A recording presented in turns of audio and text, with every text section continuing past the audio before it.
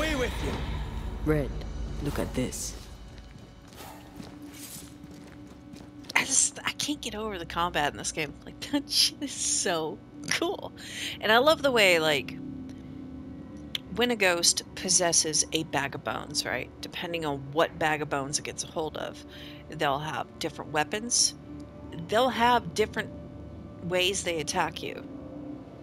The old woman with the rake, the two-handed sickle enemies, the hammer enemies, and on top of that, you sometimes you get these like harder wraith-like enemies that, like that one there, like it was pretty tough, right? So you got to be quick on your feet, because if you don't, you're gonna be in trouble.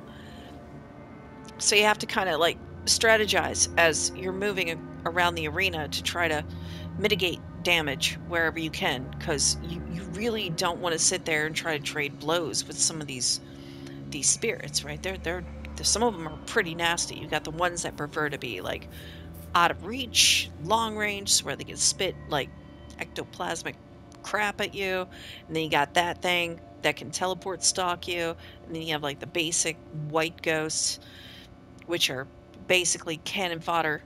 Like, yeah, like I can't get enough of this. But yeah, I decided to roll back my save. The best I could do is when I come into the mines to find the entity that hides in the mines, to sort of like go. I think if there's one point in the story I specifically remember where once you get into that part of the end game story, that's when you have a harder time finding a fast travel at your rest stops. So I'm going to stop the game, the story progression, right at that moment where you have to start investigating, like finding a particular individual. I'm not going to give that away. And I'm going to stop the story there to where now I can go back and start investigating more haunting cases and go out into the wilds, finding those entities, elite enemies, elite entities to fight, and sort of like, I don't know, just explore the world. So, but first I gotta go back and finish this mission right here. But man, I know some people talk about like, oh, the combat's not really good. I played Vampire, like the last game like this. I played Vampire. As a matter of fact, I got the Vampire trophy in this game because I found a manuscript where a guy was hunting vampires in the New World, and picking up that letter of his, I actually got like the trophy. American Vampire. That was cool. I remember the combat from Vampire, and I liked it. And I could see where they improved on that by taking inspiration from games like God of War.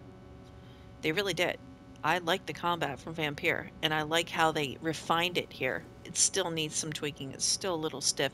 And I feel like Red sort of, like, how shall I put it?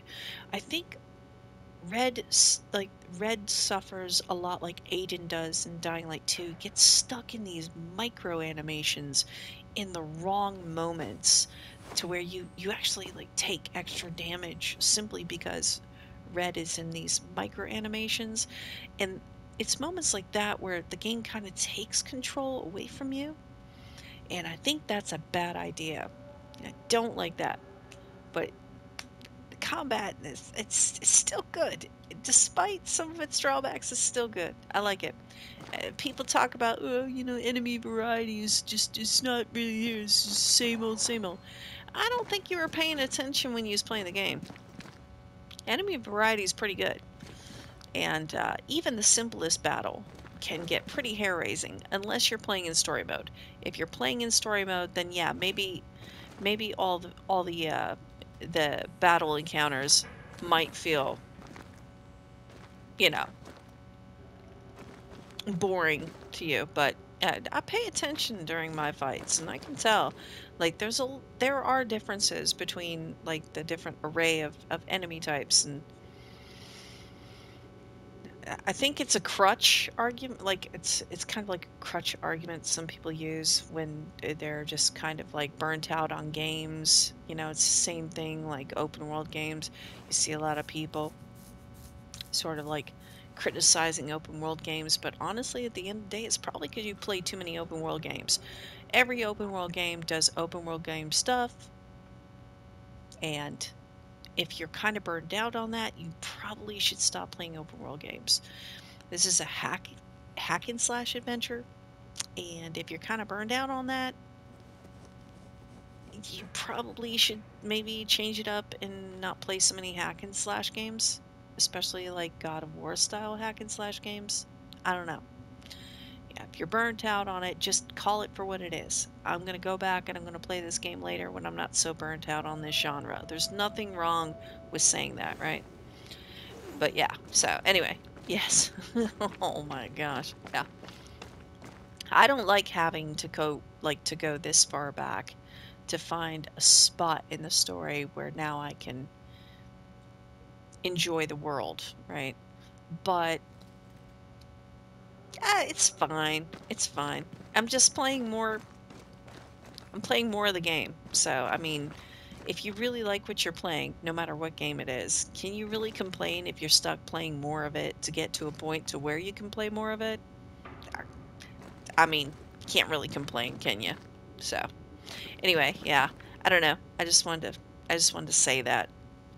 Throw my 2 cents in about like kind of break down a little bit about combat and how it's a little bit more nuanced than some people say it is.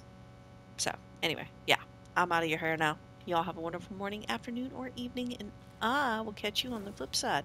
Isn't that right, Red? Yeah, we're going to get through this mine. Yeah, because it's what we do. There ain't nothing scarier in this mine than us. Isn't that right, Red?